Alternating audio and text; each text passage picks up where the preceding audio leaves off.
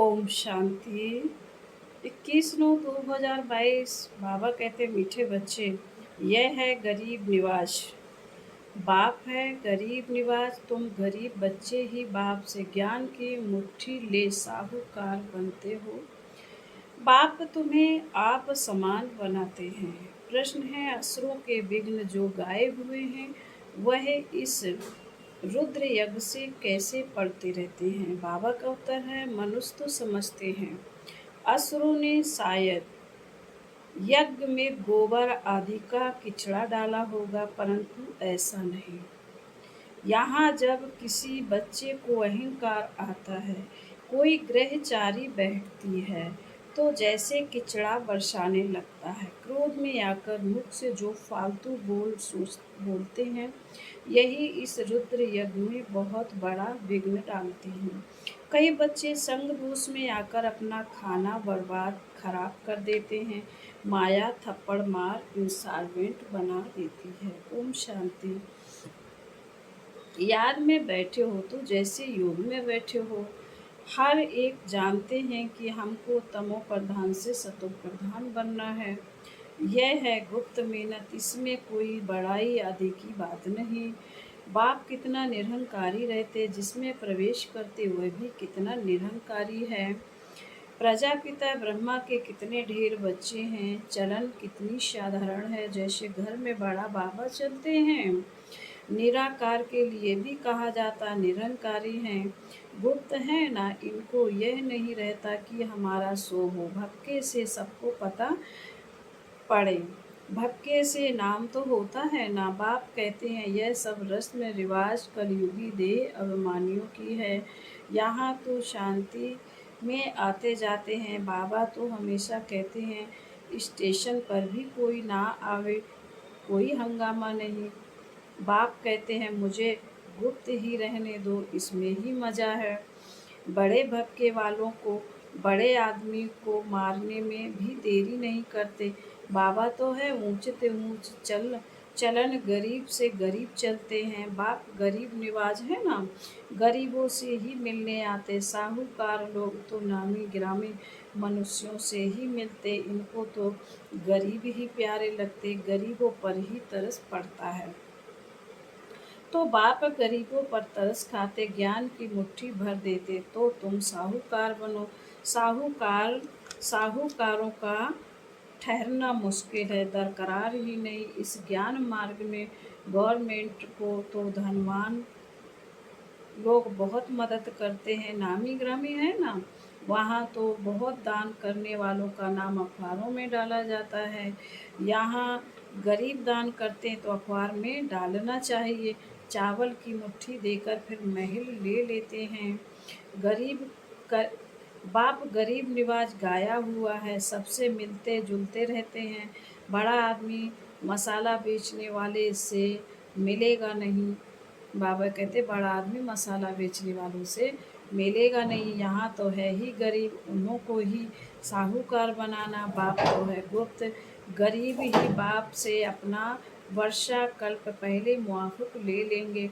Drama में नूद ही है, साहूकार तो बलि चढ़ ना सके। हाँ, इनको शिव बाबा को कोई बारिश बनाए तो कमाल करके दिखावे। बाप कहते हैं मैं आता ही हूँ साधारण तन में।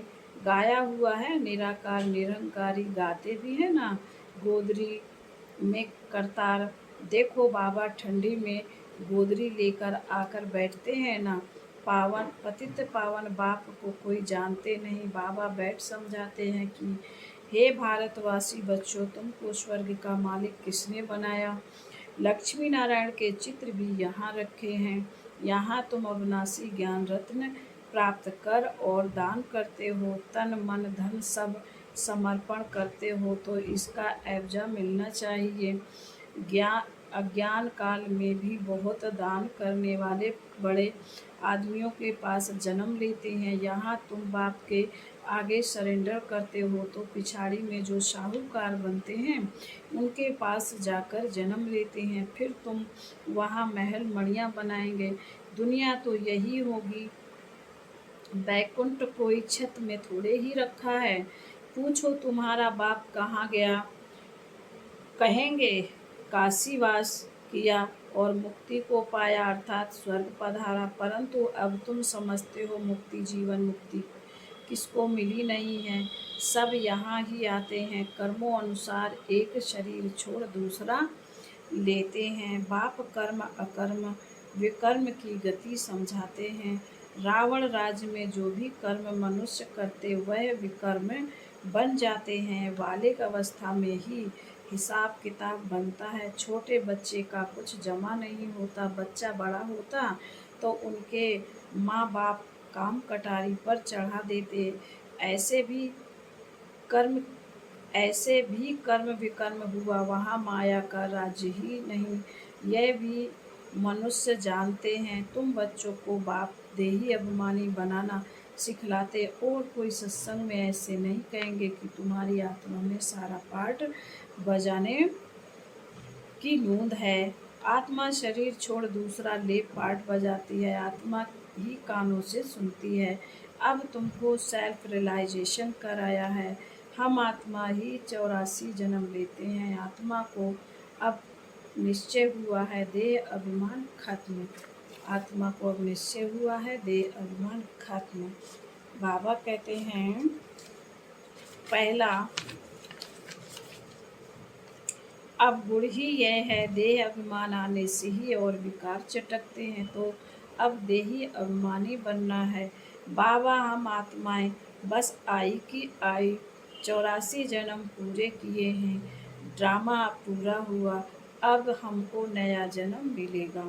खुशी होनी चाहिए ना। सर्फ खाल छोड़ता है फिर नई लेता है। सन्यासी ये मिसाल दे नहीं सकते। यहाँ तुम भी नई खाल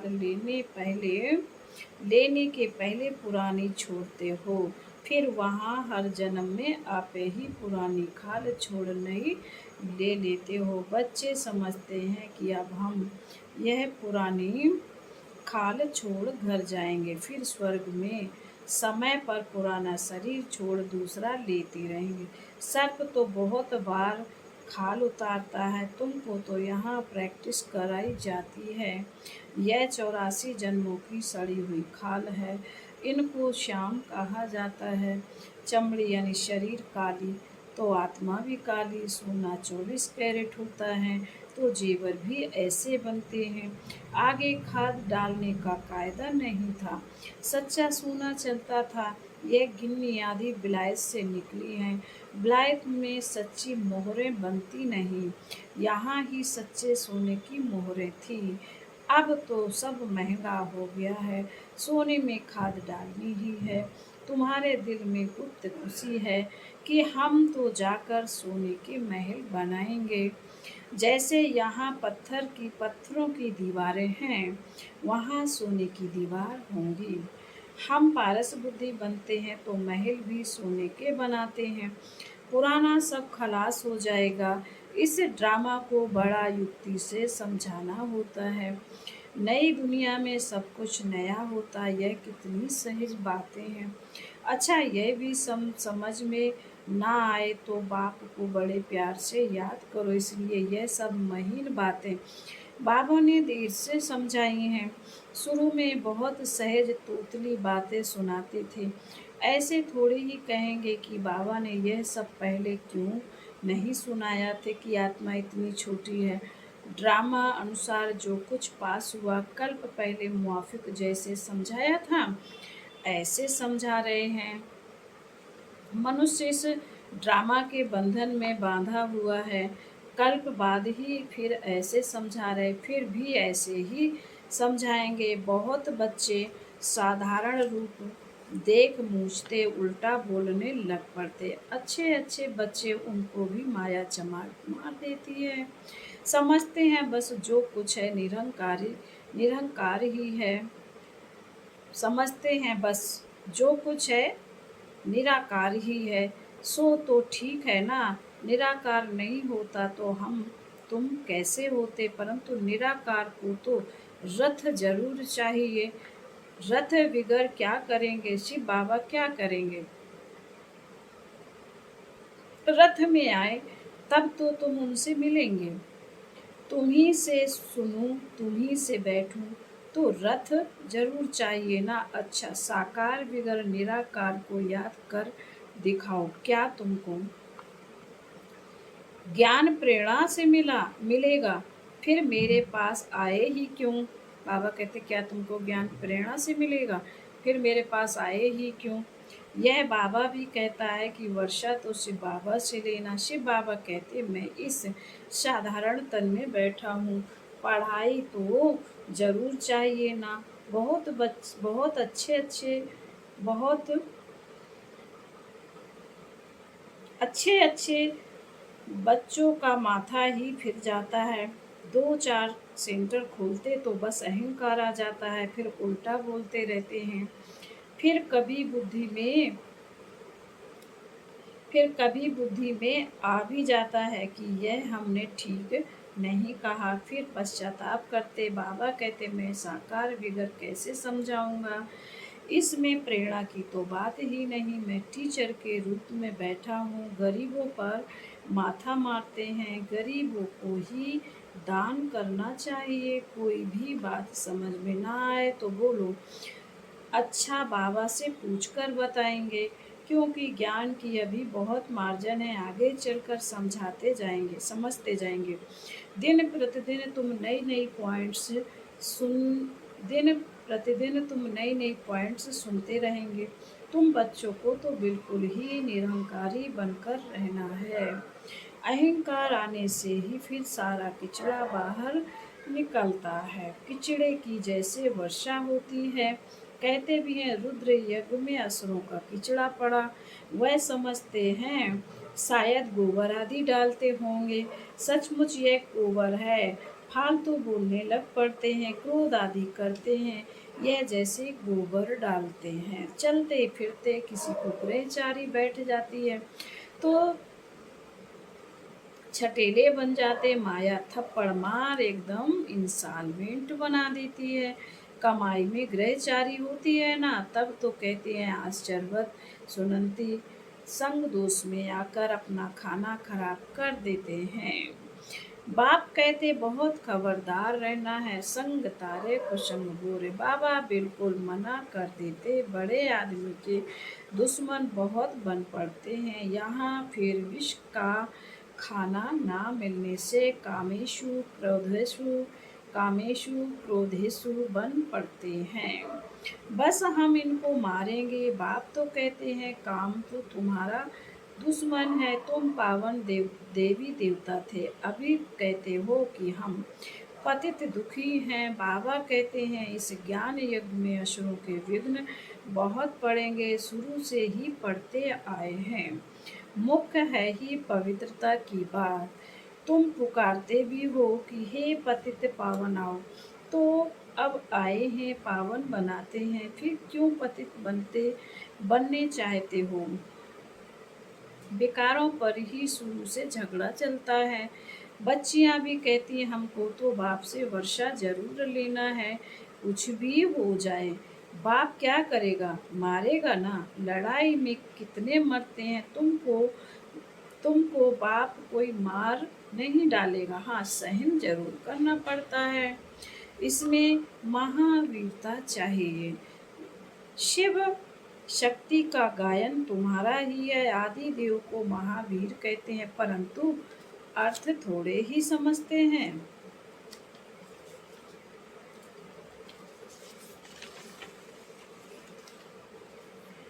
अब तुम समझते हो कि माया पर जीत पाते हैं और दूसरों को माया जीत बनाते हैं। दिलवाड़ा मंदिर में जगत अम्बा भी बैठी हैं, कोठरियों में बच्चियां भी बैठी हैं। महावीर बच्चे सब ब्राह्मणियां ठहरे। तुम्हारी बुद्धि में कितना राज है, वो बहु तुम्हारा ही यादगार है। लक्ष्मी नारायण का मंदिर भी यादगार है। गांधी की वर्षी मनाते यह किया, टैगोर ऐसा था, अच्छा काम करते थे। कितनी बड़ी बड़ी जीवन कहानियां लिखी हुई हैं, कितने वॉल्यूम्स हैं। यहाँ तुम्हारी बुद्धि का बाबा कह रहे, यहाँ तुम्हारी बुद्धि ही बड़ा वॉल्यूम है। सारी सृष्टि के आदि मदंत का राज तुम्हारी बुद्धि में है। बुद्धि में ही ज्ञान की धारणा होती है। कितनी बुद्धि विशाल है, किनकी कम है। बाबा ने कहा किन्हीं की बुद्धि विशाल है, किनकी बुद्धि कम है। नंबर है ना, यह है नॉलेज, यह है नई नॉलेज जो बाप के सिवाय कोई सुना नहीं सकते। इस बाप पर बलि चढ़ने से तुमको स्वर्ग का मालिक बना देते हैं। बेहद का बाप पतित दुनिया पतित शरीर में आकर बच्चों के लिए कितनी मेहनत करते तो जरूर बच्चों को बलि चढ़ना पड़े। वह शिव बाबा तो है ही निराकार दाता है ना। कहते हैं शिव बाबा आप हमको पैसे भेज देते हैं, शिव बाबा हम आपको पैसे भेज देते हैं। कहते हैं शिव बाबा हम आपको पैसे भेज देते हैं मकान बनाने के लिए। मैं तो निराकार हूँ, तो जरूर ब्रह्मा द्वारा ही बनाऊंगा, डायरेक्शन देता हूँ तुम्हारे लिए बनावे। हम तो आए हैं थोड़े समय के लिए, फिर निर्माण धाम चले जाएंगे। कितना प्यार से बैठ समझाते, कितनी सहज बात है। देह सहित देह सहित देह के सब संबंध त्याग, एक बाप को याद करो। चाहे तो स्वराज्य पाओ, चाहे प्रजा पद पाओ, तुम्हारे पुरुषार्थ पर है। एक एक राजा रानी के पास प्रजा कितनी लाखों के अंदाज में आती है। यह ज्ञान तो ढेर सुनेंगे। आप समान बनाने की मेहनत करनी है। पावन यहाँ बनना है, तुम जानते हो। पतित पावन बाप आया हुआ है, कल्प पहले मुआफिक हमको समझा रहे। बाबा ने राज्य दिलाया था, रावण ने छीन लिया है। हार कैसे हुई है, फिर जीतना कैसे है, यह भी बुद्धि में है। बहुत बच्चे यह भी भूल जाते, माया नाक से पकड़ लेती है। सेकंड में जीवन मुक्ति पाते हैं, फिर झट जीवन बंद भी हो जाते हैं। देरी नहीं करते। बाप कहते बच्चे खबरदार रहो, तुम रूप बसंत बन सदा, मुख से रतन ही निकालो, किचड़ा सुनना भी नहीं चाहिए। समझो हमारा यह दुश्मन है। ज्ञान के सिवाय और सब बातें सुनना ईवल है। अच्छा, फिर बाबा कहते मीठे मीठे शील दे बच्चों प्रति, माता पिता बाप दादा का याद प्यार और गुड मॉर्निंग। रूहानी बाप की रूहानी बच्चों को नमस्ते। हम रूहानी बच्चों की रूहानी माता पिता बाप दादा को याद प्यार गुड मॉर्निंग और नमस्ते। ओम शांति। धारणा के लिए मुख्य बाबा ने पहली पॉइंट में कहा है, पहला अवगुण जो देह अभिमान का है उसे निकालकर पूरा पूरा देही अभिमानी बनना है। नंबर 2, अविनाशी ज्ञान धन जो बाप से मिल रहा है उसका दान करना है। बाप समान निरंकारी बनना है। मुख से रत्न निकालने हैं, इविल बातें नहीं सुननी हैं। वरदान है, रहम की भावना को इमर्ज कर दुख दर्द की दुनिया को परिवर्तन करने वाले मास्टर मर्सीफुल भाव। स्पष्टीकरण है, प्रकृति की हलचल में जब आत्माएं चिल्लाती हैं, मर्सी और रहम मांगती हैं, तो अपने मर्सीफुल स्वरूप को इमर्ज कर उनकी पुकार सुनो। दुख दर्द की दुनिया को परिवर्तन करने के लिए स्वयं को संपन्न बनाओ। परिवर्तन की शुभ भावना को तीव्र करो। आपके संपन्न बनने से यह दुख की दुनिया संपन्न यानी समाप्त हो जाएगी। इसलिए स्वयं प्रति चाहे सर्व आत्माओं के प्रति रहम की भावना इमर्ज करो। जहाँ रहम होगा वहाँ तेरा मेरा की हलचल नहीं होगी। स्लोगन है, ज्ञान और योग के दोनों पंख मजबूत हों। ज्ञान और योग के दोनों पंख मजबूत हों तो तब उड़ती कला का अनुभव कर सकेंगे। बाबा ने कहा है, दोबारा से सुनेंगे, ज्ञान और योग के दोनों पंख मजबूत हों तब उड़ती कला का अनुभव कर सकेंगे। ओम शांति।